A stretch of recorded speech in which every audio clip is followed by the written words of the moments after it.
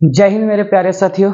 मैं आप लोग को बता देना चाहता हूँ, मैं आज आप लोग के सामने डिजिटल बोर्ड पे केमिस्ट्री का चौथा लेसन जिसका नाम है कार्बन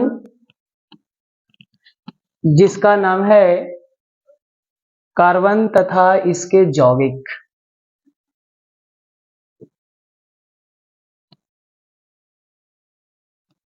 देखिए, जिसका नाम है कार्बन तथा इसके यौगिक।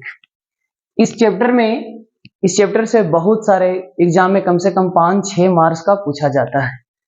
देखिए, बोलता है कि कार्बन क्या है। सबसे पहले कार्बन का संकेत होता है सी। बोलता है कार्बन एक तत्व होता है जिसका संकेत सी है। यह एक आवश्यक तत्व होता है जो पृथ्वी पर पाए जाने वाले अनेकों वस्तुओं में विद्यमान रहता है। कार्बन एक ऐसा तत्व है जो जितना भी पृथ्वी पर पाया जाने वाला उसमें अधिकतर 90% से एभव वस्तुओं में कार्बन की संख्या जरूर पाई जाती है। कहता है यह सजीव और निर्जीव दोनों प्रकार की वस्तुओं में पाए जाते हैं, सजीव में भी और निर्जीव में भी। वायु में यह कार्बन डाइऑक्साइड के रूप में 0.03% पूछता है कि कार्बन डाइऑक्साइड की मात्रा ऑक्सीजन में कितना है वायुमंडल में, तो 0.03% के रूप में पाया जाता है। आप लोग से पूछा जाएगा तो मिट्टी में इसकी मात्रा 0.02%। कौची में बउआ? तो मिट्टी में। याद रखिएगा, इस ऑब्जेक्टिव में आप लोग से पूछा जाता है कि मिट्टी में 0.02 होती है। यह हीरा ग्रेफाइट कोयला में मुक्त अवस्था में पाए जाते हैं। बोल रहा है कि यह हीरा ग्रेफाइट कोयला में मुक्त अवस्था में पाए जाते हैं, जबकि कार्बोनेट खनिज में मुख्य रूप से संयुक्त अवस्था में पाए जाते हैं। देखिए, मुक्त अवस्था और संयुक्त अवस्था क्या होता है। मुक्त अवस्था जैसे हम लोग बोलते हैं सोना चांदी जो है वह प्रकृति में धातुआं दो रूप में पाई जाती है, एक मुक्त अवस्था में एक संयुक्त अवस्था में। तो हम जैसे सोना के बारे में जानते हैं, एग्जाम्पल सोना और चांदी।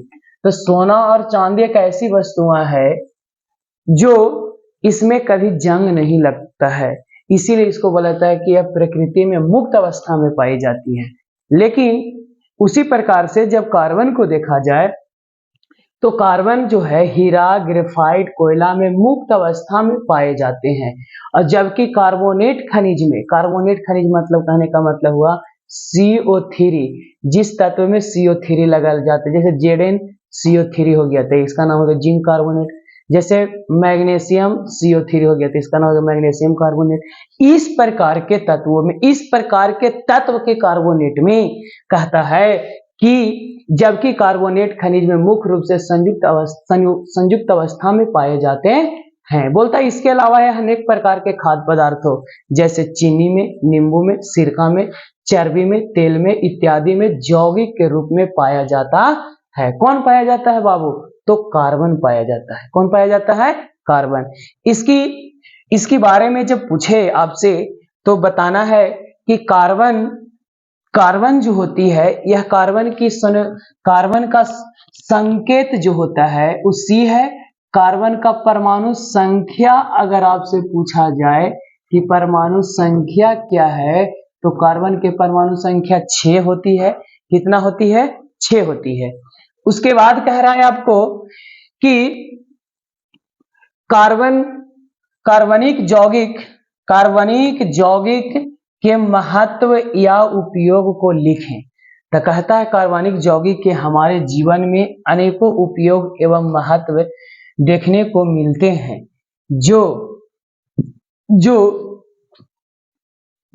बोल रहा है। थोड़ा सा मैं आप लोग के बड़ा कर देता हूं स्क्रीन पर के। हाँ,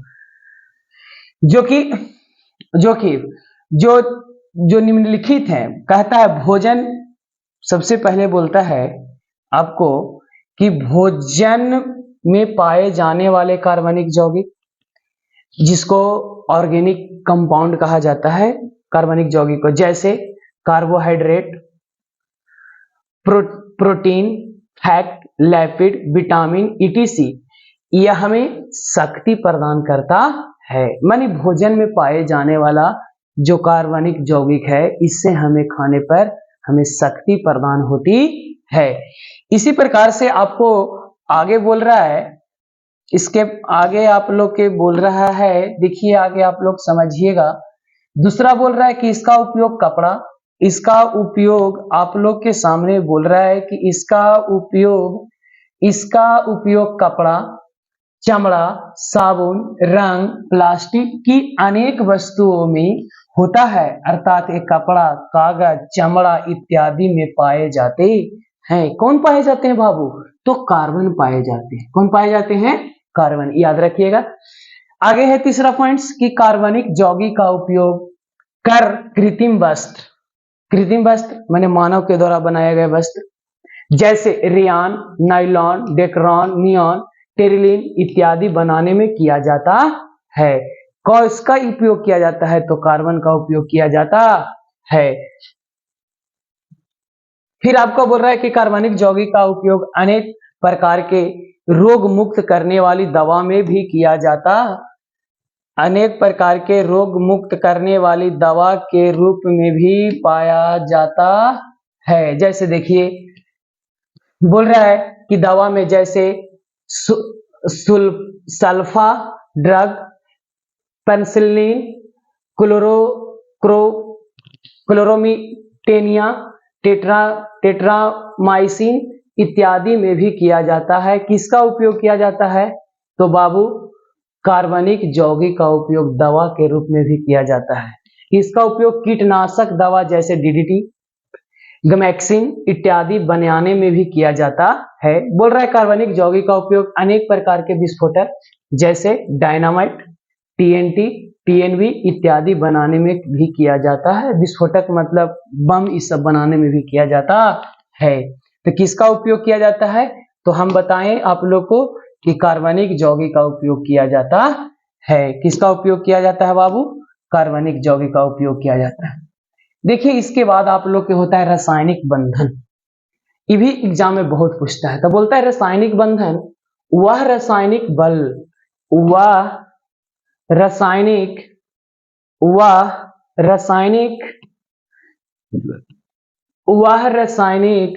बल जो किसी अणु में परमाणुओं को बांधकर रखता है उसे रासायनिक बंध कहते हैं। जैसे बता रहे हैं कि हम लोग किसी के सामने किस दोस्त है तो दोस्त से दोस्ती बना करके रखते हैं, तो उसमें कुछ कारण होगा कि हम किस प्रकार से दोस्ती बना रहे, काहे लगी, पढ़ाई लगी, मान ली होमवर्क नहीं करते हैं तो होमवर्क ले कि आज स्कूल हमने ट्यूशन नहीं गया था, दोस्त कल हमको होमवर्क दिखा देना। तो ये भी एक रिलेशनशिप हुआ, ये भी एक बंधन हुआ, ये भी एक लिंकेज हुआ।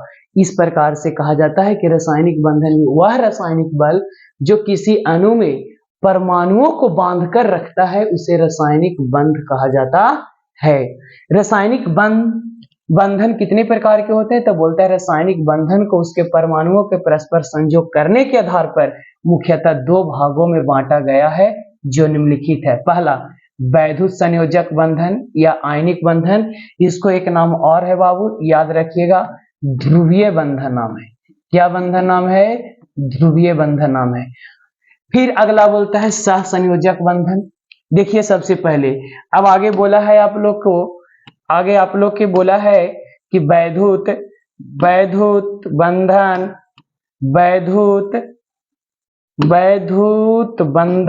आप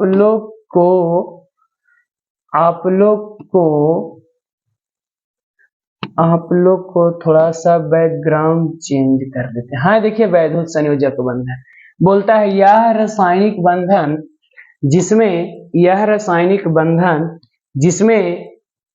जिसमें दो परमाणुओं के बीच एक परमाणु से दूसरे परमाणु में एक अधिक इलेक्ट्रॉन के स्थानांतरण के फलस्वरूप बने बंधन को वैद्युत संयोजक बंधन या आयनिक बंधन कहते हैं। देखिए लिखा हुआ है, इसे ध्रुवीय बंधन भी कहा जाता है।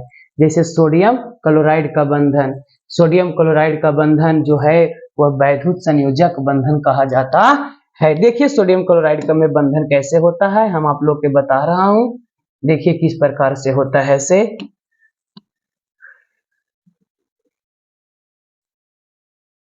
देखिए मान लिया जाए बाबू कि ये आप लोग को सोडियम का संकेत Na है। Na किसका होता है? सोडियम का संकेत।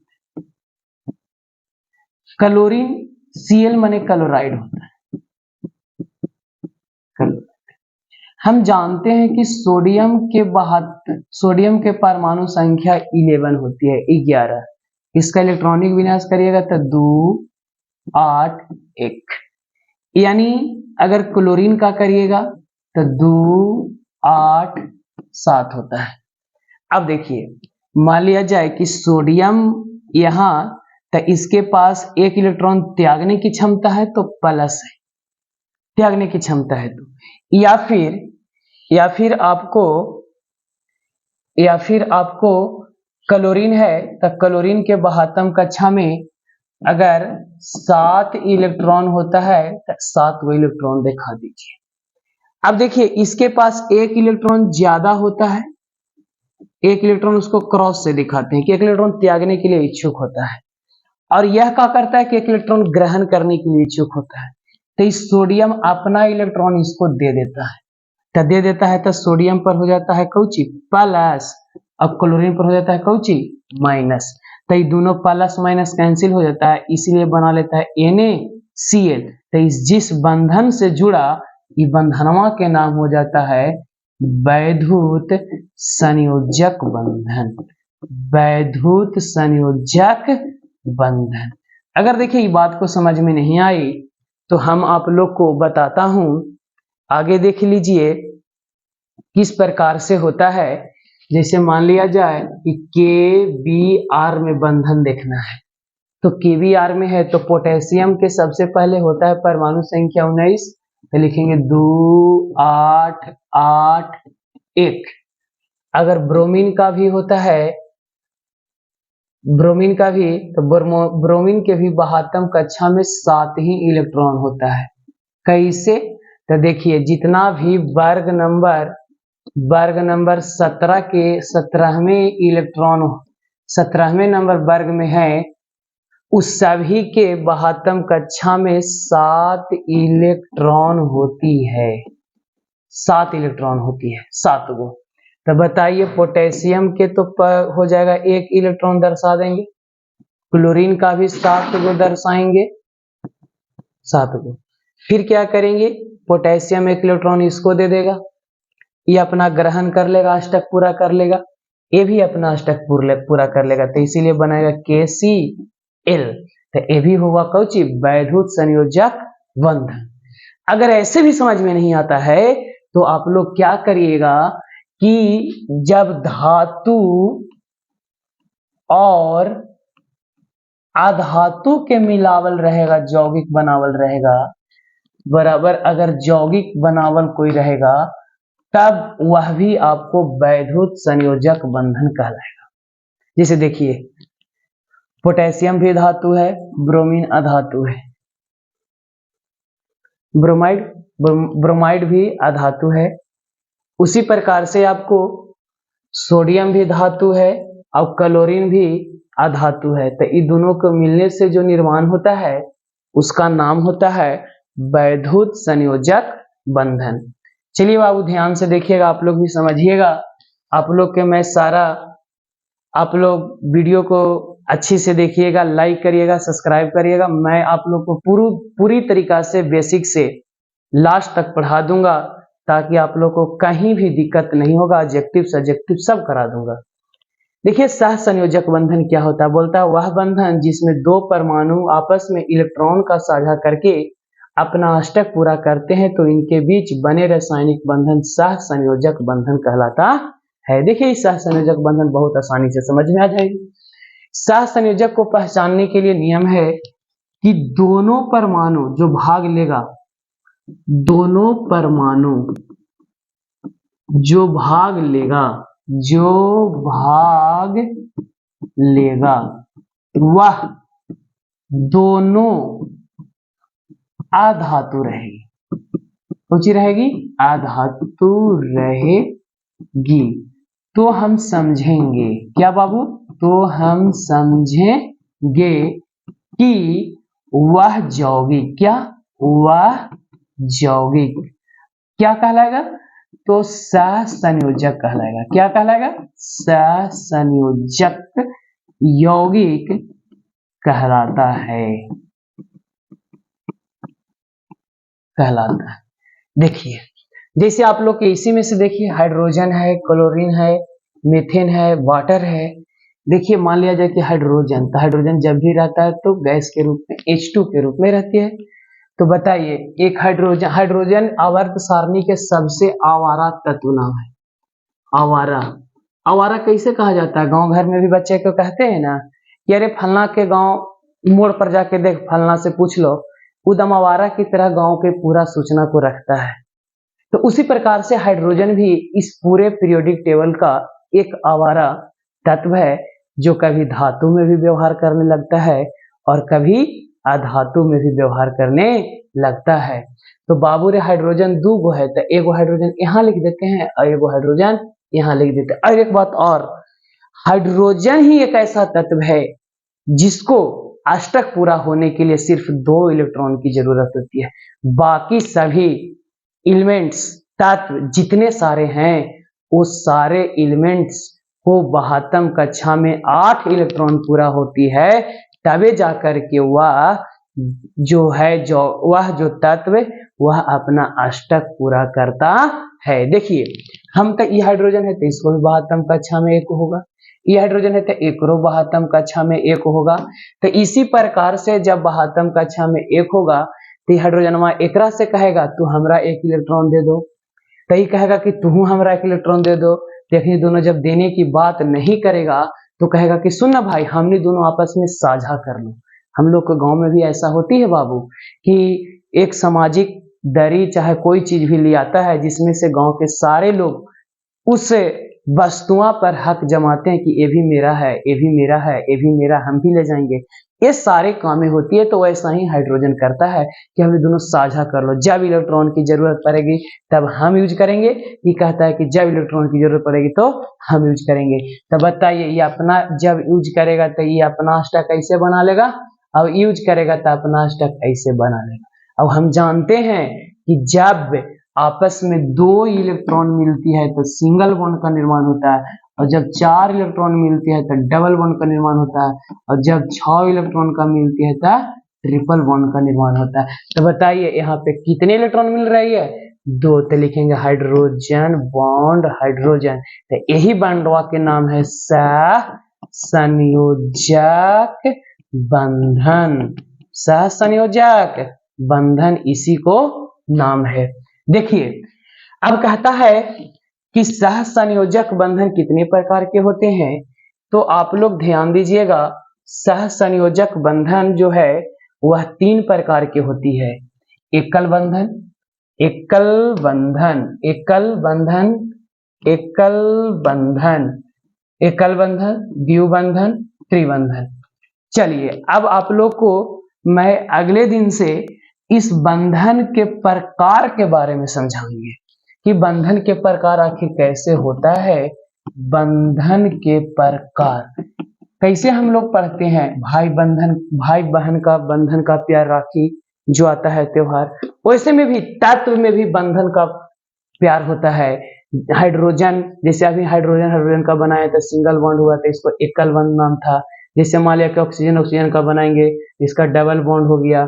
जैसे नाइट्रोजन का बनाएंगे, तो ये सब सारी बातें कल सिखाएंगे, जिसका नाम टॉपिक्स भी नाम होगा, जिसका नाम होगा इलेक्ट्रॉन बिंदु संरचना, जिसका नाम होगा इलेक्ट्रॉन बिंदु संरचना। तो गौर से कल आप लोग वीडियो में हम बनाएंगे, इस वीडियो को अच्छे से देखिएगा, लाइक करिएगा, सब्सक्राइब करिएगा और अपने दोस्तों में भी इसको बताइएगा।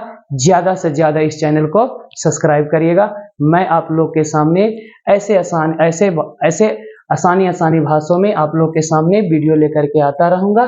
चलिए इसी के साथ जय हिंद।